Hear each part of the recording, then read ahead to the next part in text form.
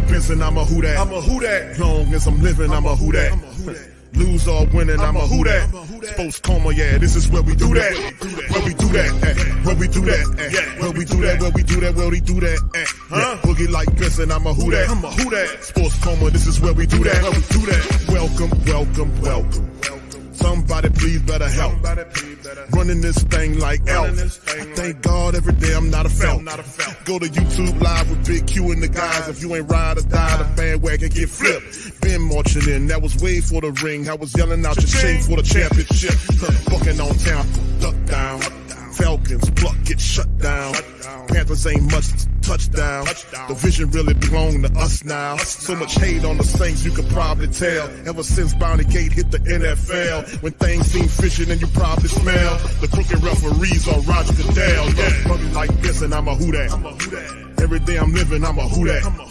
Lose or winning, I'm a who that. It's the Sports Coma, this is where we do that. Where we do that, where we do that, where we do that, where we do that, where we do that, Boogie like Benson, I'm a who that. It's the Sports Coma, this is where we do that. You're listening to the Sports Coma with Big Q and the guys on the PRO Media Network.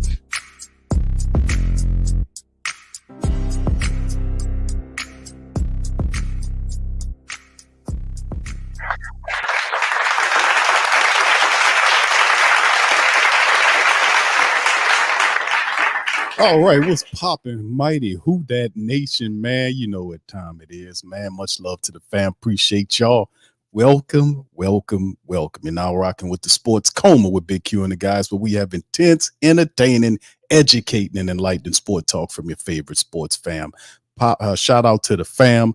Appreciate y'all joining me for this quick stream, fam. You know, we're going to talk a little black and gold right quick. As you can see, the title of this one is Raiders former general manager, talks about the Saints QB Derek Carr has gone downhill. Now, of course, we're going to delve into this article presented by Fox Sports, and we're going to delve in and play some of the interview from Mike Mayock. Y'all remember Mike Mayock from his work with the NFL Network. He became the general manager for the Raiders.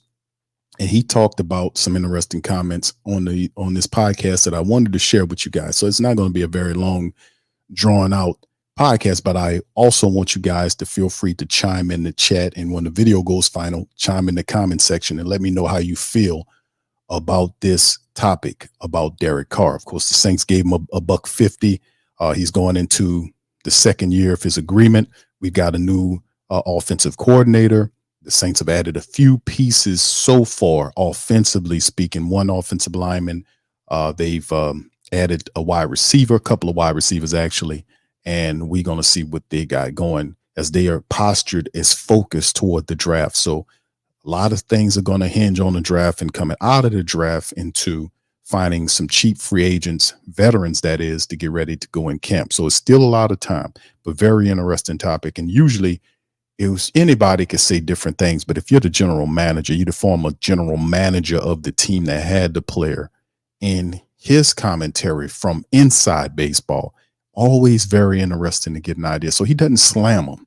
He just gives a little, some information about him that we all talk about. And we know when we talk about from the Raiders organization, he had I forgot the lady's name who was on top of the organization, about what she said about Dennis Allen and his tenure there, how she didn't like how he performed, how unprofessional he was. So it's very eye-opening when you hear that sort of things, because you can, from an energy standpoint and, just watching how everything is conducted, you can kind of get a feel for what's going on. You really can if you pay attention. So anyway, shout out to the fam. Appreciate y'all being in the stream. Y'all hit the like button for me. Shout out to Brother Rock. Much love, bro. Appreciate you being here. OG Jerry.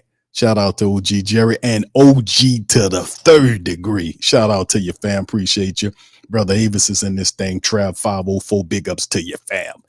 Gundam is in this thing. Shout out to my brother Gundam. Much love. Brother Joseph is in this thing. How you doing, sir? Brother Gregory. Happy hump. Indeed, brother. Happy hump day to you too, my man.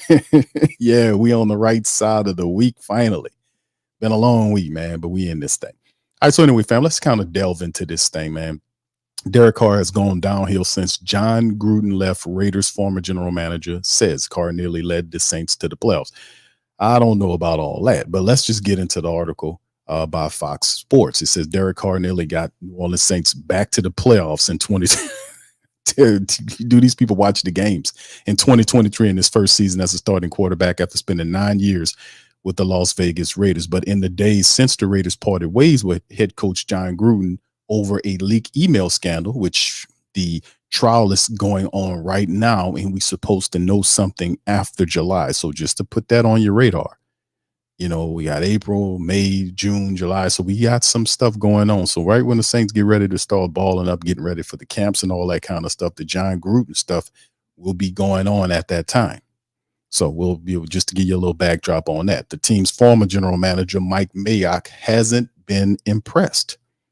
He says, I thought Jon did an unbelievable job with Derek Carr, Mike Mayock said on a recent episode of 3 and Out podcast. I'm going to let y'all hear his words. Since Jon left, Derek has gone downhill. Gruden was fired in the middle of the 21 season. Then special teams coach Rich, I forgot how to pronounce the man's name, but Coach Rich was named the interim coach. And before the 2022 season, Las Vegas brought in Josh McDaniels as the new head coach. Boy, did that not go anywhere. Dave Ziegler, who also replaced Mike Mayock as the general manager. Carr was a 4-time Pro Bowler with the Raiders, 3 of which came when he was coach under Jack Del Rio. When Gruden took over, Carr started a string of seasons in which he threw for 4,000 or more passing yards. He hasn't hit that mark since that time frame of 2021. Now, the quarterback was rumored to be on the trade block after the 21 season, but Mike Mayock maintained the team never entertained the offers. He said the reality is there's always going to be the X number of franchise quarterbacks. Mayock added on the podcast, one group below that is another 5 or 6 guys that I think can win with. I felt strongly each year with Jon. Derek got better. And by the end of the 21 season, whether you were a Derek Carr guy or not, I think you have to say he was a top 12 or 13 quarterback. Carr joined the Saints in 2023. Of course, we know about that. He finished with just under 3,900 yards, 25 touchdowns against 8 interceptions. It was the first time he threw for fewer than 10 interceptions since 2020. So a lot of people that don't watch the games, they'll stat prattle to you, and a lot of people don't know better. They'll fall for it. But if you're a person that paid attention to these games, it's a difference in what you're seeing stat-wise versus what you're going to get when you actually watch the games on through. So let me do this. Let's get on to the point. Y'all put one in the comment section. If y'all can hear this here from Mike Mayock, y'all put one in the chat. Let's hear his words.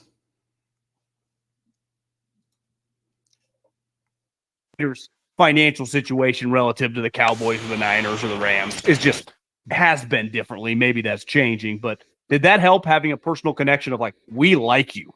And I did from 2012 or whatever year. There's no doubt for both Jon and I. We had a track record publicly on television, and anybody can look it up. And I think that was good for us. And the Raiders, I got there the last year in Oakland in 2019. And, Mark Davis's financial situations was probably one of the least positive in the league. And now in Vegas, and then in 2020, our first year in Vegas, COVID hits, and we have no fans. Yeah. No income, no revenue. So we had to structure contracts a certain way with our guarantees. Okay, different than a lot of teams. And that's frustrating because we didn't have as much cash as a lot of other teams around the league did. And Jon would get frustrated. Well, look at the Chargers. Look what they did. Look what this team did. Look at that. Why can't we do that? And we just couldn't. And that's okay. As long as you know going in what the situation is and how you have to structure your cash. That's all right. But to your point, I think it did help with a lot of players. Nelson Aguilar, he knew exactly where Jon and I stood on him. And he was coming out of Philly and we wanted to sign him, and he signed with us and had a hell of a year. I thought Jon got the most out of Nelson. I thought Jon did an unbelievable job with Derek Carr. Since Jon left, Derek has gone downhill. Greg Olson, our offensive coordinator, also had a big hand in that. But, a lot of people knew where Jon and I stood on a lot of players. All right, so there you go, Derek Carr. Are you guys in agreement with this? You know, you've seen enough of Derek Carr to know that, man. Do you guys agree with that? Shout out to DJ State of the Pels and my dog Strike 7 Sports. What's popping, Derek? Big ups to the fam, man. Brother Rob, thank you. Can you too, you Beverly and the rest of the fam. What are you guys' thoughts on that? Do you agree with Mike Mayock about Derek Carr going downhill? Now listen, y'all tell me in the comment section in the chat. This is how I feel about it, about the Derek Carr comment that Mike Mayock made here. Let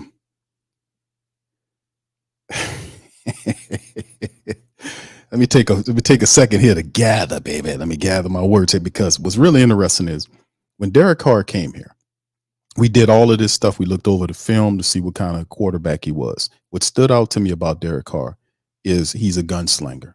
He's a guy that, with, prior to coming here, just looking at it before the Saints this season, this year, coming over from the Raiderland, looking at over all of his old film, with him pushing the ball up the field. Now, of course, at the time, that's what we were really looking for in the offense, because we were dealing with injuries at the QB position. Our guy was starting for us was Andy Dalton, and they just gave Andy Dalton no respect, and he really didn't command any respect insofar as his gameplay.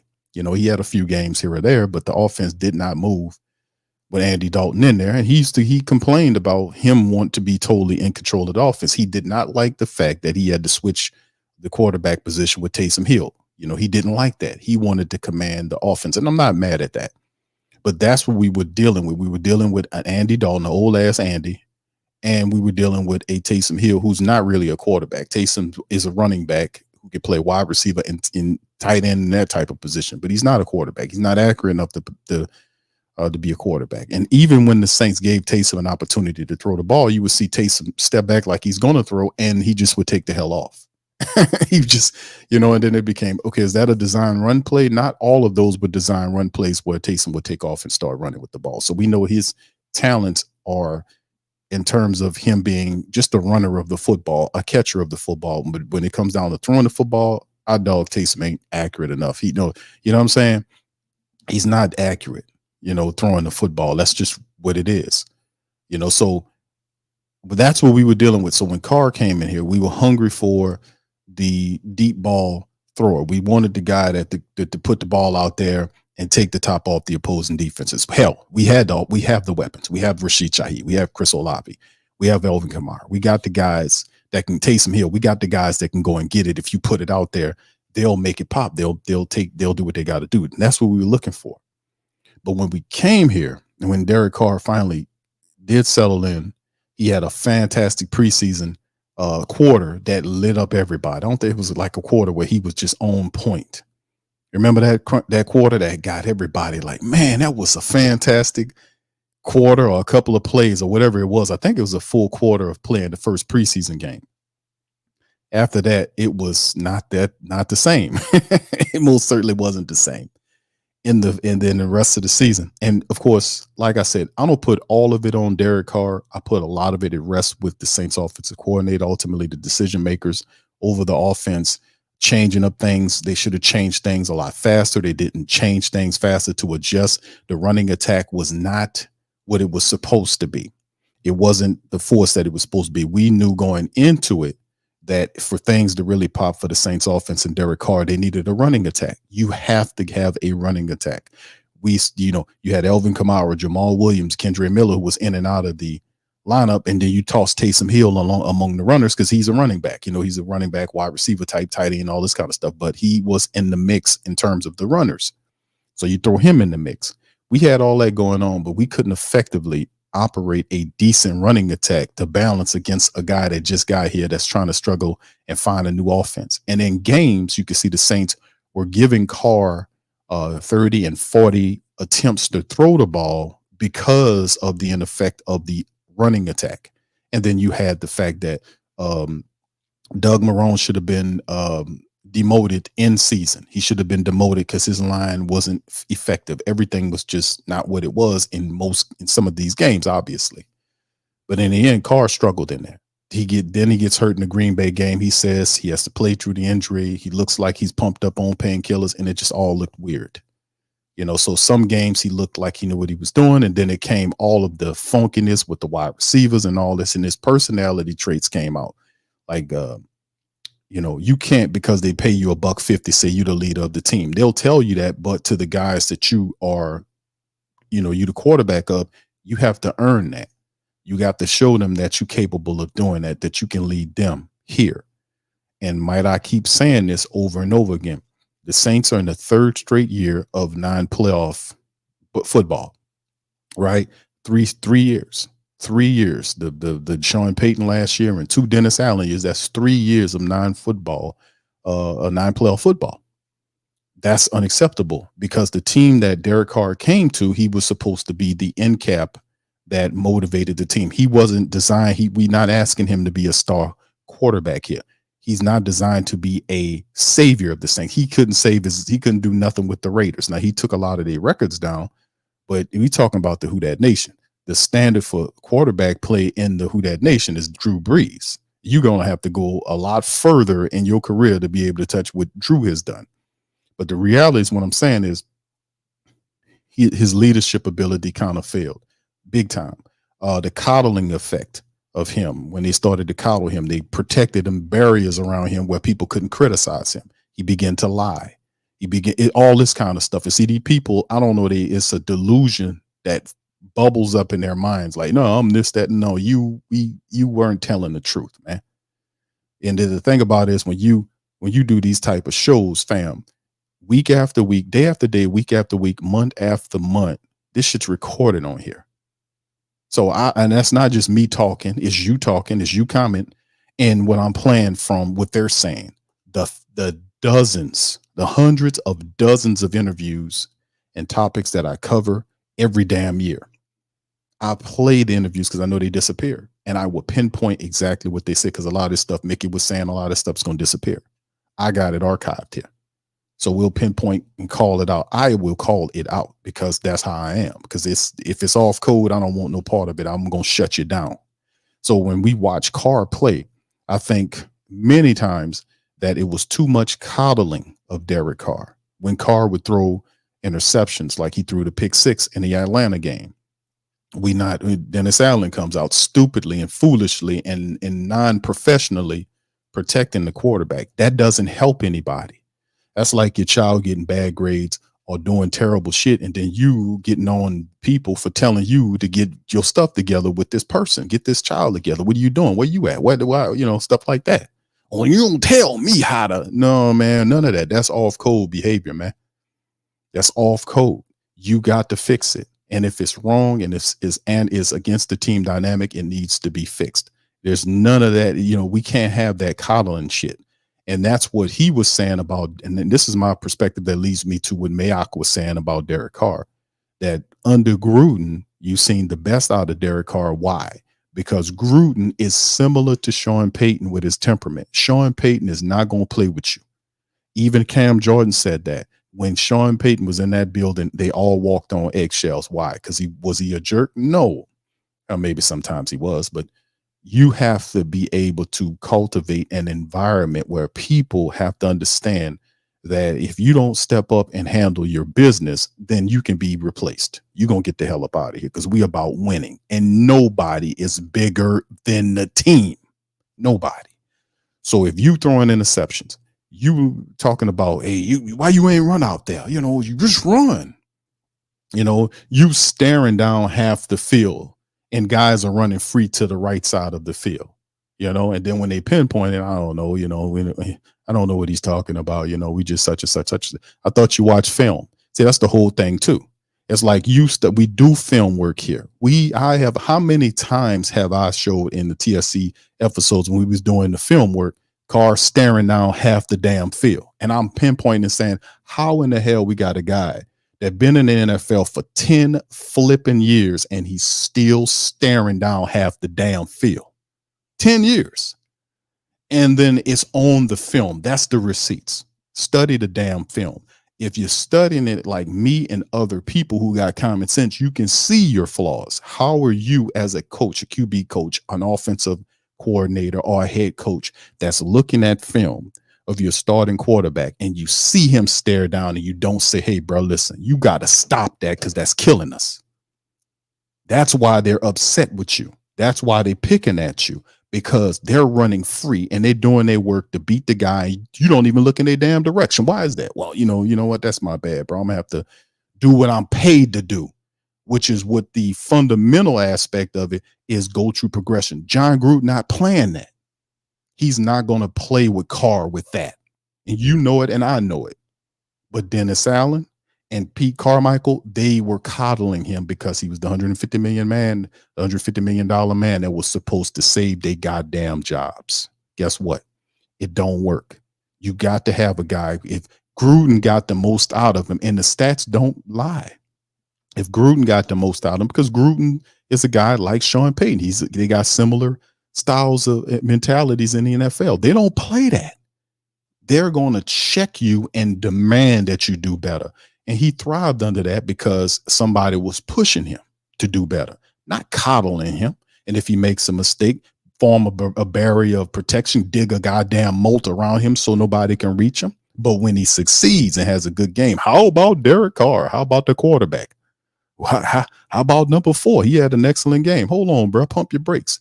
Didn't you just say when he threw that interception in the Atlanta game, that pick 6? Oh, it was a team loss. You see, the hypocrisy is off the chain and off code, man.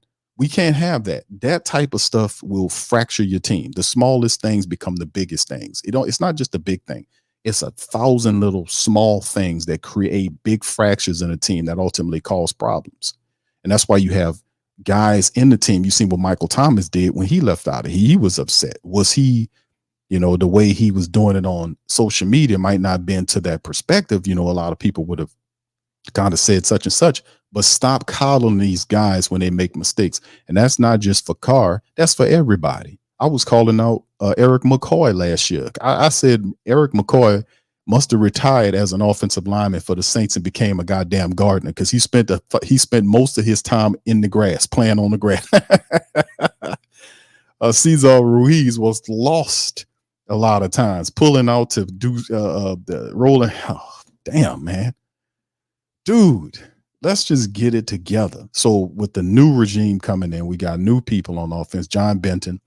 Hopefully we can get all of this stuff ironed out before the season, because I'm still a little leery about the offensive line. We still need some help there.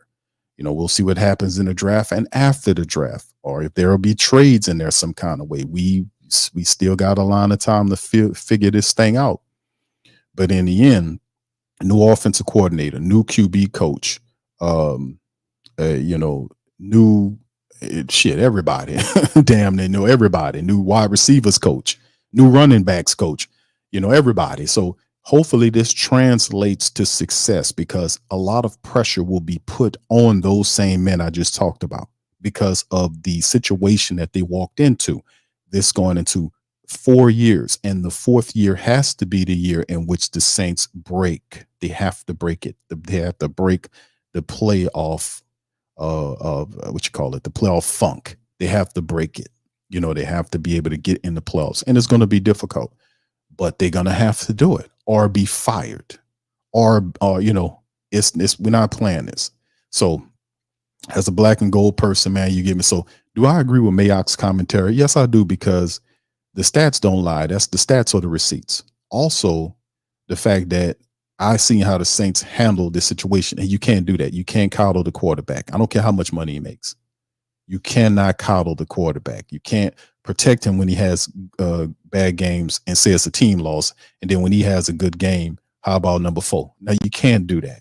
You can't do that. It has to be consistent across the board. The problem is you got an off-code coach who don't even realize he off-code. This is the crazy part about it. That's the whole stinking funky ugliness about all of this, is the fact you got a tremendous, probably the most off-code coach in the NFL is the guy that we got sitting up there.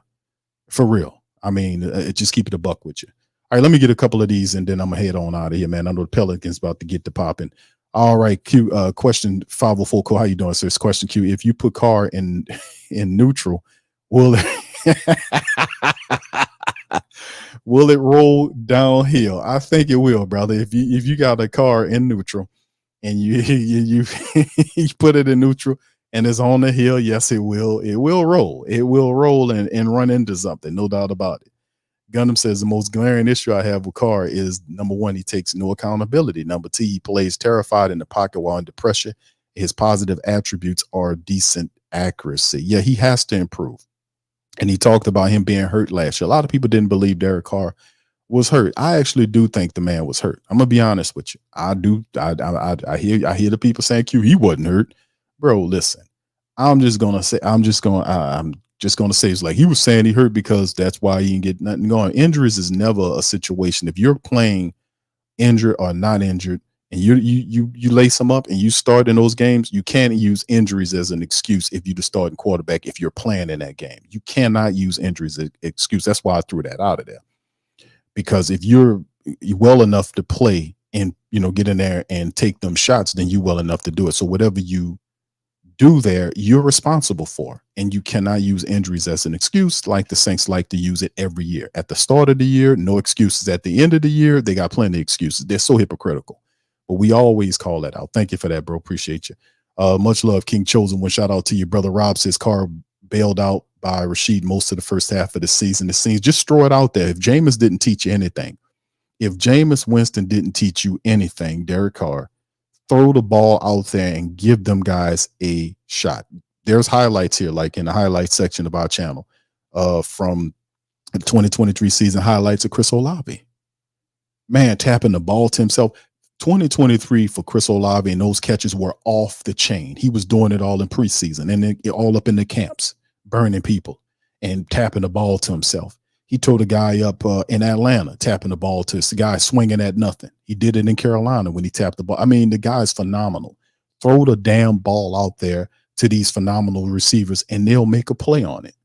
They will make a play on the ball. And if Jameis didn't show you anything or teach you anything, that's something Jameis knew. He trusted those guys. He would throw that ball out there, and them guys will go and get it. Give them a chance. Put it in a decent area, and they'll make a play for you. All right, Can You Too? You says draft an OT who name begins with an F. I got you, bro. In the first round, number 14, the team should have retooled 4 years ago. Look at the draft 4 years ago. Every year since, Olave was the only hit in the first, and that's why we're going. And that's a big issue. We're gonna talk about that more, bro, as we go down the line. L-Dub, how you doing, sir? Said that some of the other teammates were acting out because they saw how DA was treating Carr differently. It's off-code behavior. And it's easily spotted. If I can spot it, I know they can spot it. Remember, guys like Chris Olave and Marshawn Lattimore, these guys come from Ohio State. They had a hell of a coach that they played for at Ohio State. A guy that has Ohio State, Michigan, those guys and teams like that have a floor, a foundation in which they play for. They play high-level football every year. Every year they play it. That's where they come from. That's how they train to be winners. The majority of his teammates are going to get drafted in the NFL because they play at a high level because of the system and their talents. That's straight up real. That's a fact. There's not disputing that, right? It's nothing disputing that. But at the end of the day, if you're the New Orleans Saints, they understand when you go from having a hell of a coach in college, and I know it's not the pros, but still coaching is coaching, right? And you cross over to the NFL and you go from what you had to Dennis Allen. And you're like, what? And listen, we didn't take shots at Dennis Allen. Dennis Allen is what it is. He's a guy, we know he's a good defensive coordinator. That's all he is. When it comes down to coaches, is he getting better at doing anything from a coach's perspective? Just saying. Is he reading anything? Is he attending any this, that, and the third? Is he learning to adjust faster? What is he doing? But I've seen many coaches that weren't made to be coaches, but they're fine defensive coordinators and offensive coordinators. The league's littered with them. We see them all the time. Guys come in, they do a great job at their position level, but they can't handle the coaching job. That's a special job to have. You got to have a certain set of skills that translates very well. And one of the things outside of accountability, attention to detail, but it's knowing how to communicate with people differently, understanding to talk to different people, how to engage them and how to settle disputes and recognize disputes before they jump up. How not to create a toxic environment because you don't realize you're doing something that is off code. People jump up and act a fool because they recognize off code behavior. And they supposed to jump up and act a fool when they recognize off code behavior. Jameis Winston did that when he said, this guy lied to me. He couldn't go to Mickey Loomis. And I asked y'all that then. Why isn't he talking to Mickey? Mickey is the boss. Let Mickey go and settle it with Dennis Allen, straighten that out so we don't have no issues. What happened? He went to the media. He went to the media and said, he lied to me. We said that was going to start. Did Dennis Allen play Jameis for the rest of that year? He sure didn't. Jameis Winston sat there and watched Andy Dalton finish the season. And Jameis was back healthy. He was off the injury list. So where was Loomis at? You know where Loomis is at? With his goddamn door closed. He don't engage the players. He won't have a little fancy speech at the end of the year when your season is over with. Where was that at the start of the year, during the middle of the year? These people are detached, is what I'm trying to tell you. That kind of behavior will not be acceptable in a winning NFL when you have rooms and peoples and people and owners and all these other people that are thirsty to win. And we sitting up here like we calm and cool, like we got everything. These people running around here doing trades, they signing people, they doing all this kind of stuff because they serious about winning. Look at the goddamn Houston Texans. You heard about what the Texans did today? You heard about that? That's what people do when they serious about making something pop. You know what it looked like, don't you, family? Huh? They like to pretend that you don't know what you're talking about, that you're just a dumb fan. And we all know fans have no respect. They're not respected. We just like to take your money and pretend like we listen to you. But at the end of the day, we don't really listen to you. We don't care about what you're saying. Just give me your money and pay for this damn building so I can keep banking out. Yes. But I won't really listen to you, but I'll pretend I do. Yeah, that's how they treat fans. So like I said, at the end of the day, you know what it looks like. You know what it's hitting for. You know when people are looking to make a change, to make something pop and do what they need to do to excel and get further than what they were. We know what it takes. You know what you need to do. Does this look like that? I'll leave that to you. You put it in the comment section. All I'm doing is throwing it out there. All right, so shout out to the fam. Bo says 11's supposed to be, man, just do you're right. Come on, man. Yeah, but this accountability thing, man. So like I said, we'll see. Brother JT, how you doing, sir? Shout out to you, brother JT. Hope you and the family doing good. You forgot the word opposing. Yes. You posted, bro. Listen, if I'm wrong, tell me in the chat that I'm wrong, fam, for real. You know what I'm saying? Yeah, I'm talking about off-code behavior. Off-code behavior. Off-code behavior kills your team. What is off-code behavior? Off-code behavior is when you treat another player better than another player. You give preferential treatment to a player versus another player, right? And we know that all players are made differently. You got guys that are stars of the team and you guys that are role players. But what is a team without its role players? Every team that has stars show up at certain periods of time, but stars can't do their jobs unless the role players do their jobs. So in essence, you have a team, but the role players help get you to a point. The stars take over that moment of the game and you see improvement. You see stuff start to pop, right? You see stuff start to pop and move. So in the end, what I'm seeing, you need a complete team. You can't be preferential. You can't have off-code behavior when you show Carr something and then you got this other guy acting up over here. He's a star too. Just a second, family.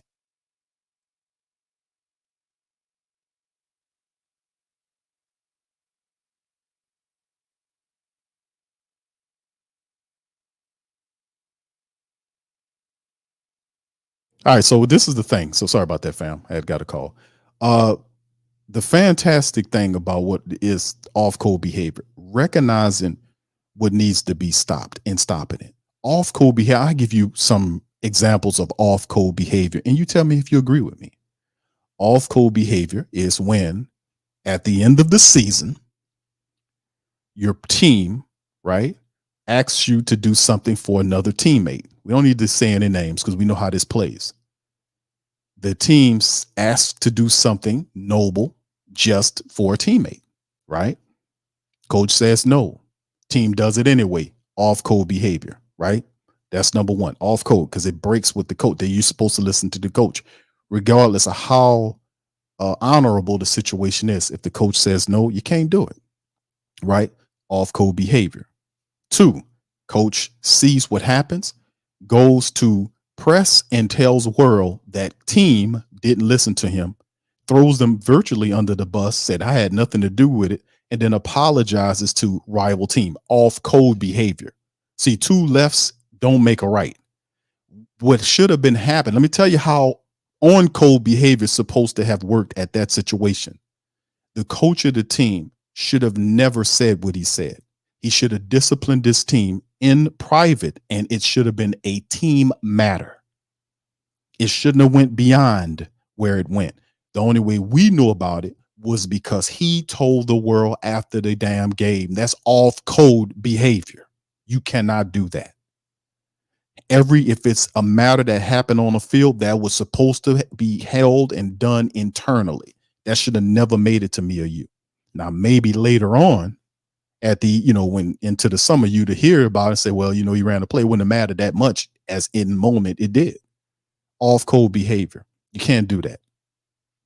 Telling somebody that they're going to play when they don't play, when you're not going to play them, even though there's an undiscussed or handshake rule about if a guy's hurt, he can't lose his job due to injury. This is something that we've heard for years. So when guy comes back for a job and is told that he can't have job, even though he's ready, that's off code because you are violating the principles of the unwritten rule that they all discuss and they all know. Off code behavior. You understand? So, and there's other examples through the season, but those are really big off code behaviors. Mickey Loomis, off code behavior. Setting up, trying to throw shade at people that support the team, telling you that you're not qualified, saying that this, that, and the third. That's off code behavior. You cannot do that. You can't sit here and tell who's qualified to do something like you are in charge of the qualifications. Well, you're not qualified to do that. How the hell do you know? Well, because I have all the qualifications. You have to buy the certificate from me, then you're qualified. You're not issuing out qualifications, dude. So you can't say who is off code behavior. That's what I'm saying. This stuff operates. They call it rules and regulations. It's codification, fam. I'm big on code. I told y'all, and I've always said that if you don't have a code out here, you will die. I'm telling you the truth. You will die if you don't have a code. You and your family will die without a code. You cannot survive in a codified system without a code. People will take advantage of you. They'll run over you. This is how this world works. It's codification. And having a code keeps you focused. It keeps you centered. It gives you a mission. It gives you a starting point to an end point. It's a plan. It's a set of rules and behaviors that you're supposed to operate when presented with certain situations, that you're not going to beat the hell out of the guy because he insults you. You know how you're supposed to handle that. It's a code of life. It's a code to being successful in business. It's a code to being righteous. It's a code. It's a lot of codes out there. But at the end of the day, you got to have one that is beneficial if you're going to succeed in the codified world. Bottom line, I'm talking facts. So when I say off code behavior, that's the problem with the Saints, because off code behavior also leans into non-accountability. If you have an accountable team, then the code makes them, it holds them to everybody to that standard from Gale on down. That's what I'm talking about. That's what I'm talking about. Accountability from the top, from the owner on down to the damn dinner, to the dude sweeping the floors. Everybody in there is a focused mission, focalized toward winning under a successful code. We lacking a lot of that because the guy that brung the code, he's not in the building no more. And when you bring a guy that knows some of his schematics, notice how things didn't look the same when the guy knew his plan and his schematics, but something was lacking. What was lacking? A lot of things was lacking. They didn't have the intangibles, the things that make it stick. The respect factor and accountability brings that. If you can keep everybody on the same line, and when guys screw up, they all pay, regardless of who's making what money. That's how you get teams to win. That's how the best teams rise to the top and beat the rest. That's what it basically comes down to. Because you can have all the talent in the world, but if these guys are off code and they beefing with each other, they don't believe in the head coach, you're not going nowhere. You're going to be by a team that probably is a little less talented than you, but they got a code where they playing harder. That's what it comes down to. So anyway, I hate to go on a long ass spill about that, but I'm telling you the God's honest truth, man. This is real life here. You know, so when we talk about Derek Carr, Clint Kubiak coming here has to understand that he seems like a serious guy insofar as his system. He was basically reared in it. That is something that is like a family business what he's running there. Well, his father, Gary Kubiak, created that. So that's something that he knows like the back of his hand. He has to be able to make this guy, and I'm talking about Derek Carr, become accountable to his system. No more excuses. None of that. No coddling or protection of people that screwing up is allowed. And Mickey Loomis is just as off code as the rest of these people, because if Dennis Allen screws up and does something, he protects him. Well, that doesn't help. That's like we got some of our cop family members that listen to the show, and law enforcement people that listen to the show. They like the Sports Coma.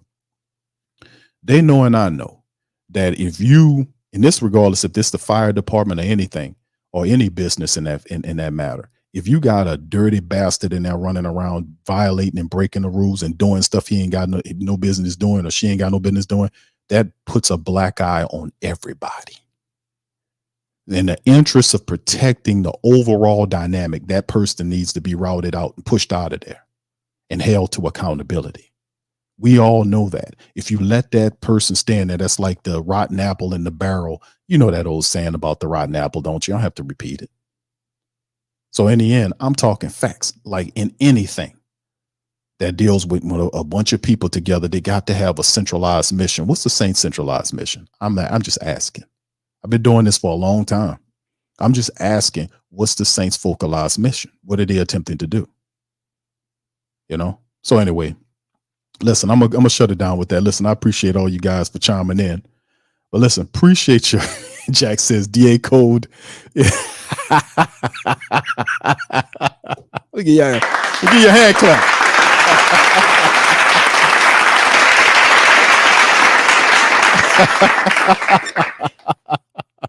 Yes, indeed, man. That's Dennis Allen all the way, man. Dennis Allen code is simple. CYOA. Cover your own, you know what. Yes. All right. So anyway, that was a good one there, Jack. That was a good one. All right. So anyway, with that being said, listen, I'm gonna get out on this, man. I'm gonna go check out the Pelicans. Listen, I appreciate y'all, man. Listen, y'all feel free to hit the like button, hit the subscribe button. By all means, feel free to just hit the comment section and tell me if you believe in what Mike Mayock's saying. Do you believe that Carr has gone downhill? You guys feel in the chat. Let me know what time it is. Y'all put it in the comment section and let me know. Listen, I'm going to be out. I'm going to holler at y'all tomorrow on the next stream. I got some draft content that I've been working on. That's I'm going to be heading at y'all real soon. So much love to the fam, and who that to you. Yeah. Boogie like Benson, I'm a who that. I'm a who that. Long as I'm living, I'm a who that. Lose or winning, I'm a who that. Sports Coma, yeah, this is where we do that. Where we do that, where we do that, where we do that, where we do that, where we do that, huh? Boogie like Benson, I'm a who that. I'm a who that. Sports Coma, this is where we do that. Where we do that. Welcome, welcome, welcome. Somebody please better help. Running this thing like elf. I thank God every day I'm not a felt. Go to YouTube live with Big Q and the guys. If you ain't ride or die, the bandwagon get flipped. Been marching in, that was way for the ring. I was yelling out your shame for the championship. Bucking on town, duck down. Falcons pluck, get shut down. Panthers ain't much touchdown.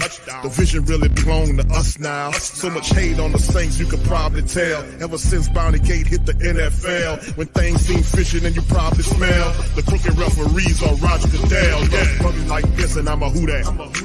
Every day I'm living, I'm a who that. Lose or winning, I'm a who that. It's the Sports Coma, this is where we do that. Where we do that, where we do that, where we do that, where we do that, where we do that. Boogie like this and I'm a who that. It's the Sports Coma, this is where we do that. You're listening to the Sports Coma with Big Q and the guys on the PRO Media Network.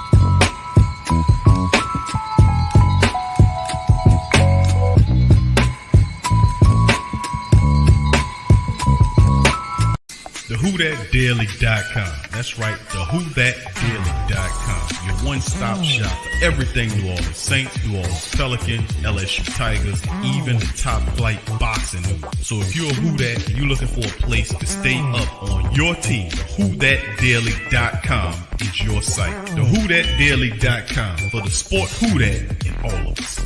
That's right, the Pro Shop is the platform store where you can go and buy all the latest merch to support the platform. Available at the Pro Shops, we have dozens of hundreds of products available for you and your family. Unisex tees for men and women, hoodies and sweatshirts, tank tops, kids and baby items, long sleeve tees, mugs, pillows, wall art, bath bedding, face masks, phone cases, stickers, bags, fanny packs, socks, hats, and many other items. Please feel free to check out the Pro Shops. The link is in the description section below. And remember, it helps the platform continue to